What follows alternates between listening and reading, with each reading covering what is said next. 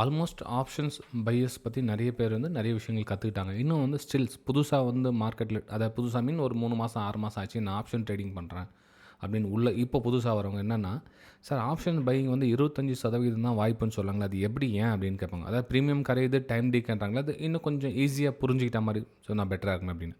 இப்போ நீங்கள் ஒரு சனிக்கிழமை வந்து ஒரு ப்ரீமியம் ஒரு 50 ரூபா இருக்குது அப்படின்னா, இப்போ சண்டே ஞாயிற்றுக்கிழமை பார்த்தீங்கன்னா ஆட்டோமேட்டிக்காக ஒரு நாள் ப்ரீமியம் வந்து கம்மியாகிட்டே உங்களுக்கு 45, மண்டே வந்து 40, டியூஸ்டே வந்து 35 இந்த மாதிரி ப்ரீமியம் கம்மியாகிட்டே இருக்கும்.